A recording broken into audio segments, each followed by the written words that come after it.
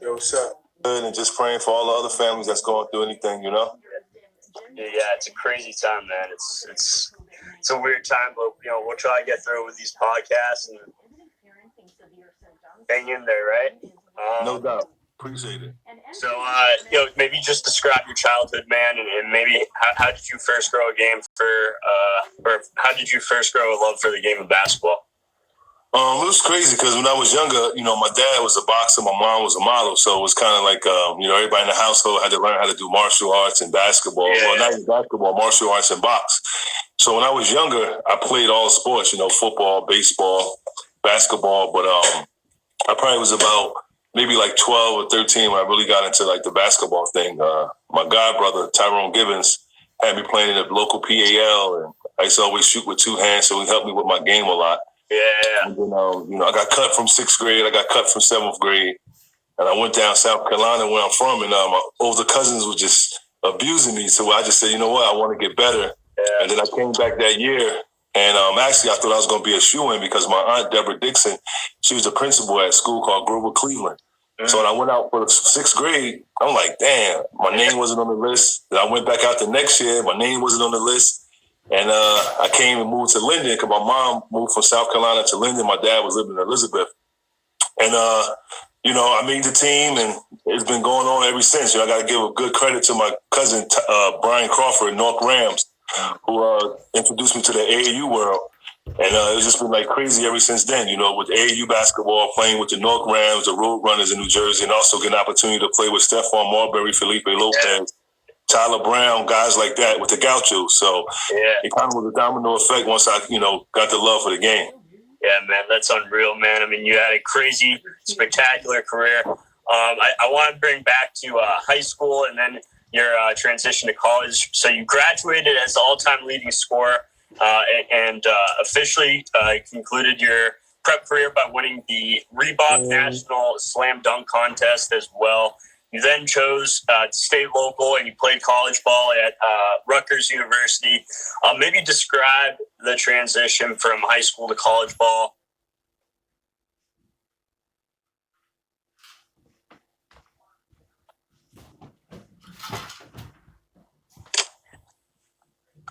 Yeah. You're good. The transition was it was interesting because I got recruited by Jeff Van Gundy and Eddie Jordan. So we had big expectations as far as them working on my game because coming out of high school, they said I never had a jump shot. And, I had a lot of faith in Eddie Jordan was going to teach me that guard game. And having to sit out my first year was kind of like overwhelming to me because I had everything that I needed. But my high school coach and my guidance counselor reneged some of my grades that made me have under a 2.0. So I sat out my first year.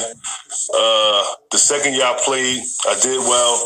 I also was playing with a herniated disc throughout the whole season. A lot of people didn't know. I never had feeling in my left calf through my whole career. But at Rutgers, it was a high level. It was Atlantic 10, playing against some good competition. I stayed there for a year, played the entire season. And then, unfortunately, I didn't take the grades serious where I wound up failing out. And I had to look to schools where schools was calling me and sending me letters. I had to find myself and get myself in a situation to go back to school. Yeah.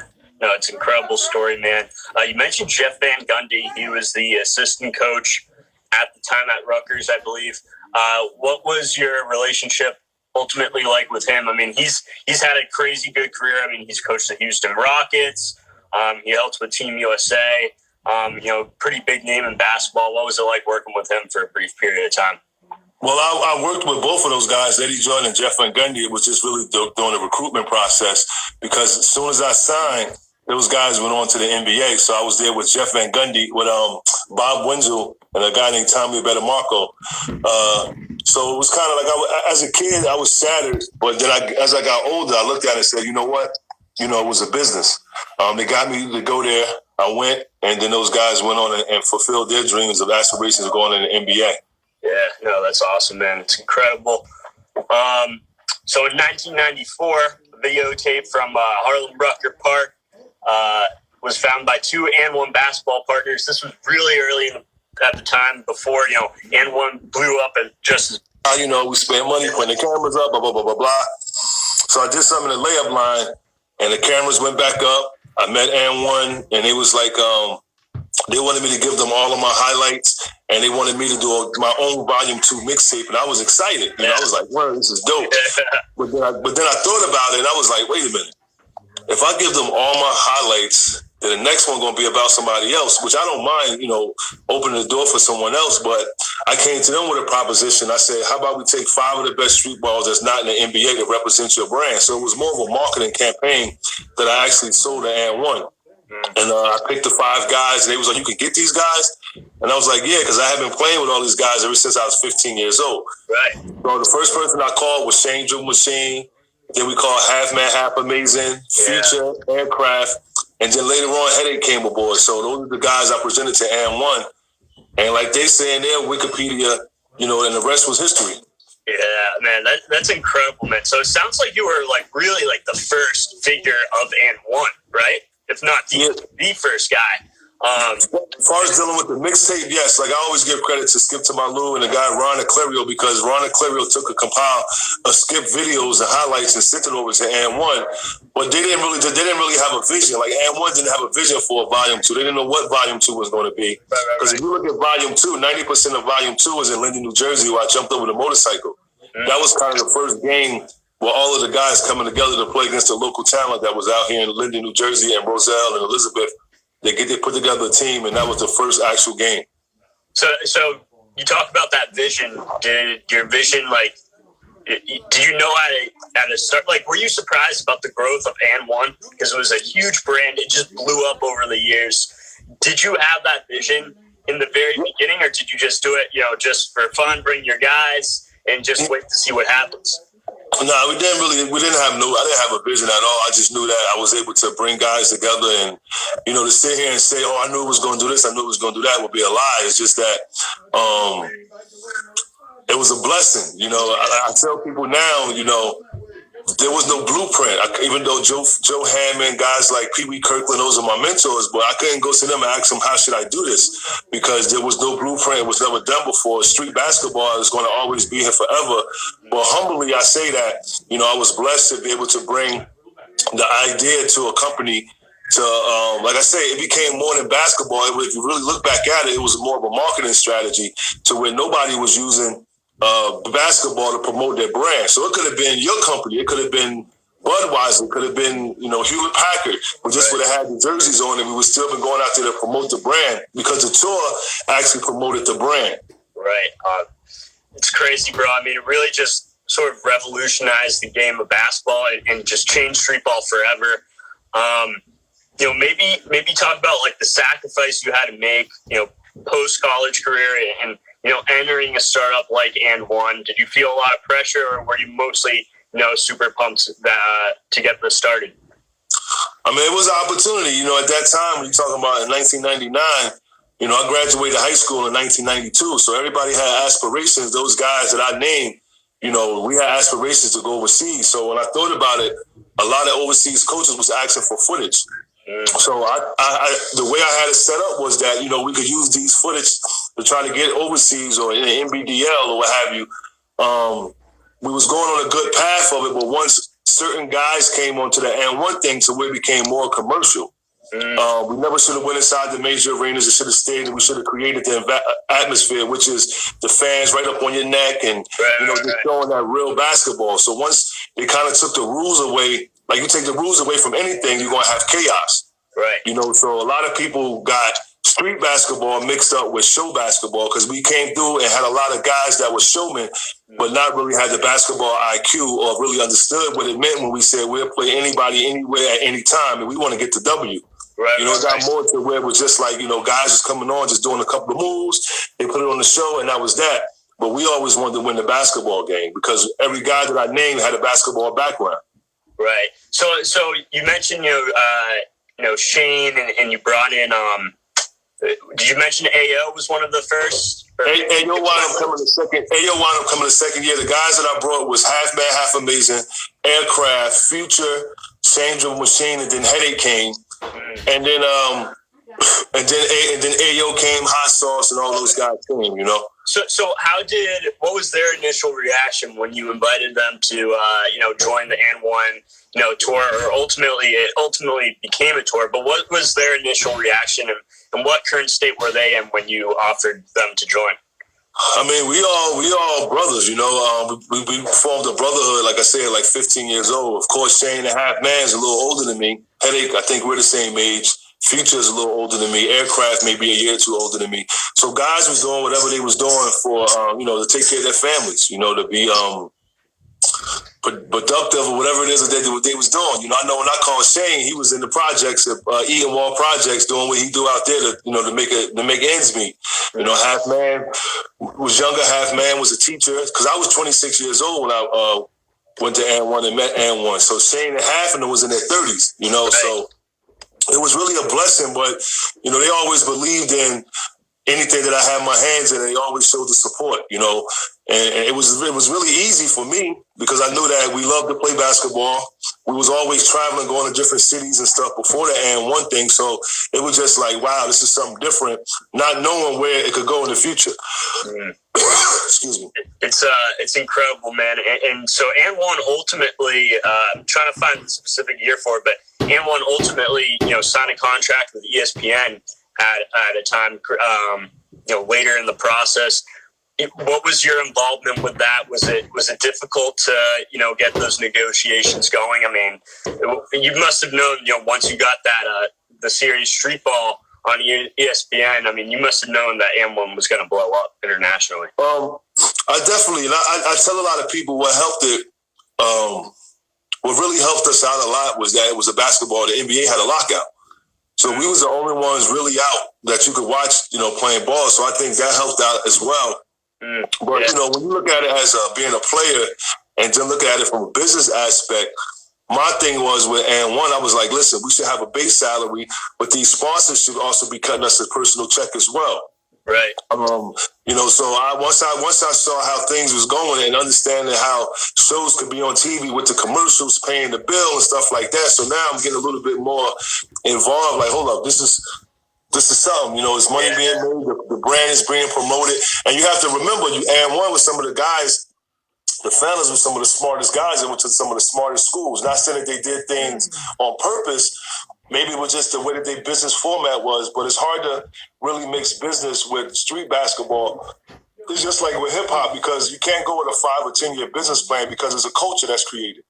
Right. You're dealing with lives, you're dealing with the community, so you can't say I have a 5 or 10 year business plan. It was kind of sort of how it went, because I think the tour and the players became bigger than the actual brand.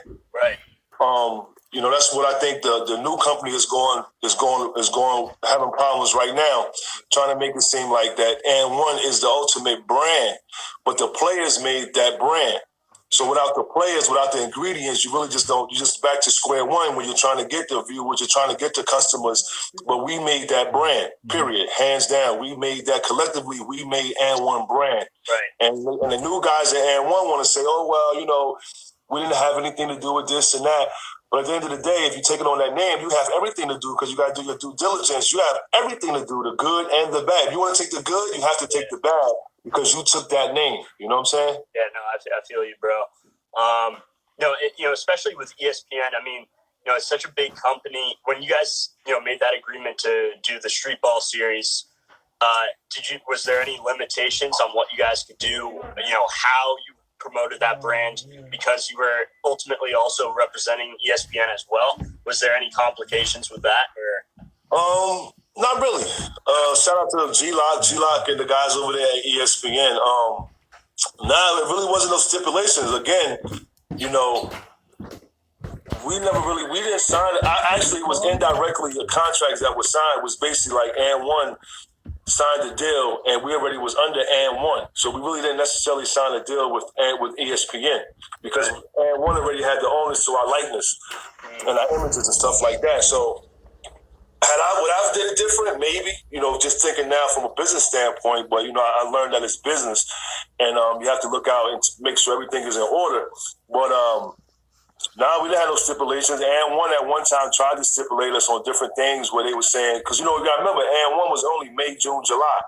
And I would talk to them and tell them, like, yo, we should be going back to these cities and going to the schools, uplifting the community, uplifting the youth to do better, to be better citizens, to be better students, be better, people, pillars in their community. But they didn't really understand that, which was very important. I'm all about planting seeds and watching it grow and helping it grow. So we used to do our own games. We would link up with different promoters and we'd go out. So at one time, AND1 was like, well, you guys got to stop doing that. So I was like, yo, how can we stop doing this where the compensation should be cool, but we're doing this not only to be compensated, but we was doing it to keep the street ball culture alive on the off season. Yeah, no, it's crazy, man. I mean, it's huge. You going off of that, you mentioned a little bit earlier about show and all the flashy plays versus trying to win the game. AND1 is known for its crazy cool moves, all these highlight reels. How do you balance that in terms of promoting a brand? Did you want it to be strictly, in terms of the competitiveness, was it more so directed towards, having, more, cooler moves, or was it more towards, trying to win the game? What was more important to you? I mean, it was about, how can I say it? Like playing with the Harlem Wizards and different teams like that, show basketball teams, you get an opportunity to kind of do both. But, we used to say that, this is not the Globetrotters. The Globetrotters is the #1 show basketball team in the world. Right. And, if you look at the 5 guys that I brought over to AND1, they all had exciting games, but the key to it was they was able to do that excitement within the confine of real referees. Right. So once the referees was lenient, now you got guys. Now I'm getting phone calls like, yo, y'all messing up basketball. My son or my daughter just got cut from the team trying to do a Y2K or the hot sauce shuffle. So now they go to balance. Like, people don't know. I won't say no names, but people don't know. Certain guys couldn't get in the game unless we was up by 15. And then when they get in the game, we up by 15. We get back in the game going into the third, fourth quarter. We're down by 15 and win by 20. You know what I mean? Yeah. And it also stopped a lot of the real ballers coming out to the open runs because they looking at it like, hold up, I know I'm better than him, but they didn't get picked because they know that they're going to kill one of our household names. You know what I'm saying? So everybody who I brought to the table, and a lot of guys that came could do both. They could give you an entertaining game with real referees. That was the difference because, like I said, the mission was to try to go overseas, and the coach ain't taking a player that's going to run with the ball or put the ball on his shirt or do a spin on the court. Real coach is not going to accept that. So that's what it kind of became to where it got real commercialized. Yeah, no, I feel that. So, I mean, how do you balance that as, you are playing on the team, but you're such a, you are one of the starting figures for AND1. How do you balance the, being a teammate and being cool with the other guys versus trying to make sure the brand goes in the right direction? I mean, I just did what my job was. The main event I got at Rucker Park, Duke Tango and Al Cash, is just that when I laced up, I went out there and gave my all. There wasn't no my trick was to dunk on you. You know what I mean? And that wasn't. It was just my job was kind of easy, but you gotta look at guys like Ayo. Ayo could give you an entertaining game and not break one rule. You look at Shane, give you an entertaining game, not break one rule, a headache. So it was really just it boiled down to more of knowing who you on that court with. Like, man half amazing. Here's say on defense, I got this side, man, you got that side. So we had a back. If you look at an AND1 game when the OGs was out there, it's really basic basketball. Boxing out, rebound, passing the ball, maybe 2 or 3 passes, and we get in the bucket. We either get a layup or a dunk. So that's basic basketball. You know what I mean? It's not like we was telling the defenders, yo, let me get this move off, let me do that. No, it was all just guys believing in each other's capabilities on the court and the brotherhood that we had, that we ride or die, and that's what we do. We're street basketball players who had aspirations to go to the NBA, but we was able to create our own lane and also give back to give someone else an opportunity. That's what we're trying to work on now, to give someone else an opportunity to do what we was able to do and represent and be the face of street basketball. Yeah, no, absolutely, man. When you talk about promoting that brand of AND1, Grayson Boucher, a.k.a. The Professor, joined the tour in 2003 after winning the ESPN Streetball Series. Basically walked on the team. What was the mood like around the locker room when when he joined the And1 team, because we actually interviewed him for our podcast as well. And we got a little bit about his story, and I was like, "Yo, do you stay in touch with all the guys like Main Event and all these guys?" He's like, "Yeah, we try to stay in touch once in a while." Maybe just talk about what it was like to have him as a teammate. It was incredible, because at the end of the day, Fest could do, he got his stuff that he's doing now where, he's doing like, entertaining stuff, but Fest could really play basketball. Yeah. And when you go back to the videos and stuff, I said the reason why I picked Professor was it wasn't that he made the shot in the Garden. It was that not only what he did throughout the 24 games that he had to do, but it was that he took the shot. And the players that was on his team was legends. Like New York City streetball legends. So he was on a team full of legends. And for them to put that ball in his hands to take the last shot, I saw that Professor was special. Yeah. And I said why I picked him. It wasn't that he made the shot, but it was that he took the shot, and everybody on his team had confidence in him making that shot, and he made that shot. And Professor made the team. But he was holding it down the whole tour. The 25 cities with him and Spider. And I think the next year Spider came on because we gave Professor his jersey at the park that's in the video game in St. Mark's Park in Linden, New Jersey. That's what we gave him, his jersey. That's how it go in the video game. You start off at St. Mark's Park, and then when you win the whole video game, you come back and get your jersey. Yeah. So shout out to Professor, man. Yeah. Dude, it's crazy because growing up, the And1 video game, I told the Professor this too, it was like my go-to game. Like, it was like I play it all the time on PS2. And I asked him, I was just curious, what did you guys do on your free time? Did you guys ever play the game yourselves, or what was up with that, I played it a couple of times, I didn't get really far in it, but I played it a couple of times. My sons and them, they loved playing it just to see, because that was our second game, actually, that we did. We did one with Ubisoft. I think it was called Street Ball. Then we did the one with the And1 Street Ball. So it was, I can't even lie and say it was like a dream come true, because no time I ever dreamed or said, I want to be a street ball legend, or, I'm going to be on a tour somewhere. So it was just we just was taking it in as it was coming in, because years ago, you say 20 years ago now, a street basketball legend was just someone who wasted their talents. So I was able to, through the blessings, I was able to, bring street basketball to corporate America, who was able to enhance us doing different things, but it just became too much personalized when we started going into the NBA arenas, because it take away from the culture, take away from the dynamics of a street basketball game. And that's what's loved about it, because you could be close up like I am right here, like, yo, you ain't doing nothing. You killing, dunk it, do this and that, you want to thrill the fans' adrenaline, because we feed off the fans' adrenaline. Yeah, no, I love it, bro. I love it. Yeah, you guys absolutely did.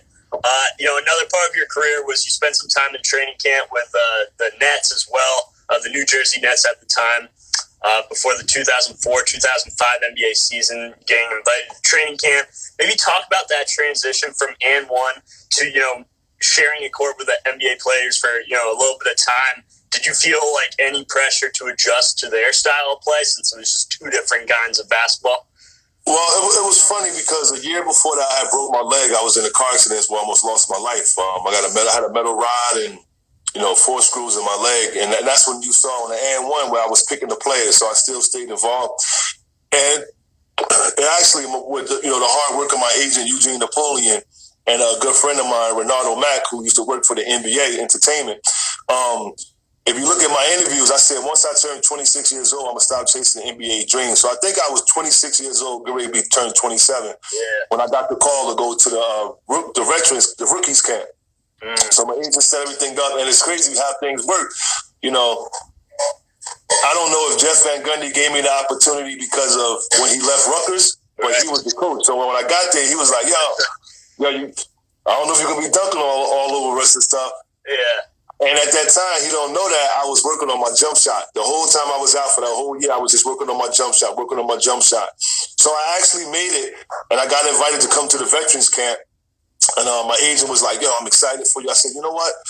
And people don't know this, but I said, I'm not going to go. So he was like, what you mean you're not going to go? I said, I'm not going to go. I said, if you look back at my interviews, I said, I always wanted to put myself in a position. And once I turned 26 years old, I'm going to stop chasing the NBA dream. And I was 26. And I knew that as a competitor and the level that I want to compete on, I knew I couldn't play in 92 games.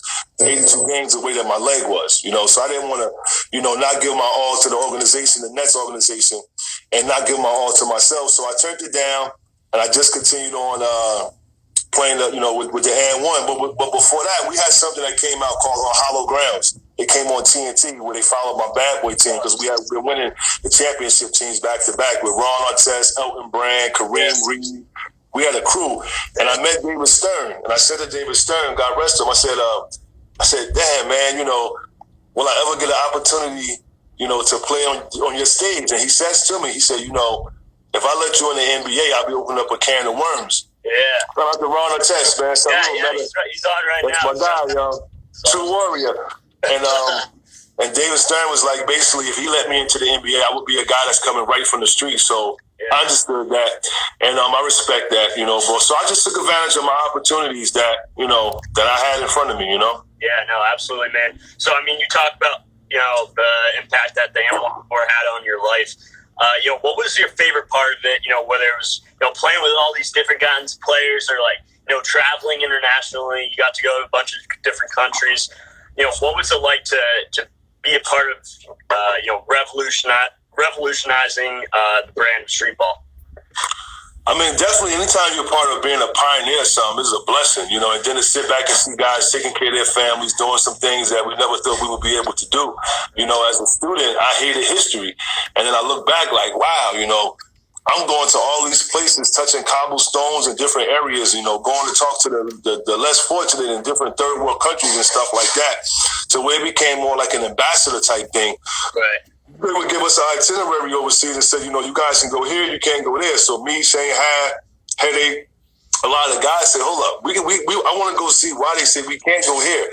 And normally when they say we can't go, it was like the less fortunate. We sat in different villages and, just the basketball was the blessing to get us there. But at the end of the day, the creator geared us in a different direction to go out there and be like, accessible. Like, that's a guy from the TV show. I just shook his hand, or he just did this, or he ate with my family. To me, that was more than just actually suiting up and getting on the court. But the basketball is what got us to that situation. And I'm just humbled to be involved with something like that. Yeah, no, I mean, it's awesome, man. To wrap it up, basically, just two more questions. Do you still stay in touch with the N1 crew today? You started Ball for Real a little while back. Who did you ultimately try to recruit? How does the connection of N1 help the future of your career as well? I feel like those are lifelong connections, man. Well, Ball for Real was something that branched off with a lady named Lisa Fusco, who used to do the sponsorship for N1. And what happened was she wound up, in a long story short, she wound up stealing the sponsorship money, this, that, and the third. But once again, I was able to get some of the players to come aboard. We had a nice team. It was a nice situation. And Ball for Life is my company where you said we was promoting N1. We also was promoting my brand too, Ball for Life. And the tagline for Ball for Life is learning life experiences through ball. So when we're teaching you basketball, we also teaching you life lessons as well. As far as the players, we all went through a process, but we all on the same accord. We check in with one another. Me and Shane, we talk every day. Me and Half Man, we on the phone every other day. So we stay, the guys who you sing together, Ayo, we all communicate. But like I said, it was a growing experience and also a sign of maturity that we able to come back and say, what's good? How you doing, bro? Yeah. God bless you. Hope all is well. So, things, like I said, it's all a grooming process, and everybody's full adults now, so we may see things different than we did 20 years ago. Yeah. And like I said, I'm cool with everybody. Me, Skip, we actually was together. Me, Skip, Hot Sauce, and Headache did the Complex Con out in Oakland, California 2 years ago. And that was the first time that we all actually got a chance to sit down, especially me and Skip, from what people saw on the TV show. I threw the chair at him, and they don't know why this happened, that and the third. But at the end of the day, that's my brother. Brothers go through things. And I'm humble to say that, we all cool. Everybody cool. Everybody doing what they do. Just waiting for that piece to come back together to where we all on the same accord, which I'm working on that right now as we speak, God willing. Yeah, no, man, it's awesome. Just curious, do you still stay in touch with Grayson Boucher, a.k.a.? Yeah, I just talked to all the time. That's my man. I just talked to him about about a couple of weeks ago. I actually had to send him a magazine when the Sports Illustrated, one of my wife judges wanted to get his autograph and stuff like that. So I reached out to him, like, man, no problem. But we always in touch, from afar, or whether it's through social media. What's up, bro? I'm proud of you. Grayson was at my 30th birthday party. He was so young. We had to sneak him in through the kitchen. Yeah. I got pictures for that, man. Yeah. So like I said, it's all a grooming process, and you learn, you mature, and I definitely don't think how I thought 20 years ago. Yeah, no. So what do you think? Do you think we'll get a and one reunion going? Get all the players back on the court? Get a little street ball competition going? You think that will happen? I think it's going to happen, but it may not be with and one. To be honest, I don't want to be involved with a situation to where I feel as though that we're being taken advantage of, and this new company they just don't. Yeah. Sometimes you got to have a puzzle. But if you have the wrong pieces in that puzzle, it just won't go together. So I take 5 steps backwards to take 1 forward. So if it do happen, it have to be a real good situation. But like I said, the reunion going to happen, but it may not be under the banner of and one, because to me, and one can't make no street ball legend. And one, they say that they're the top street basketball, whatever. You can't do that without the players, without the foundation. You could get new guys, but you have to have that foundation. And until they recognize that we're the foundation, right? That brand, unless they change the name or take away the one and just call it and or something.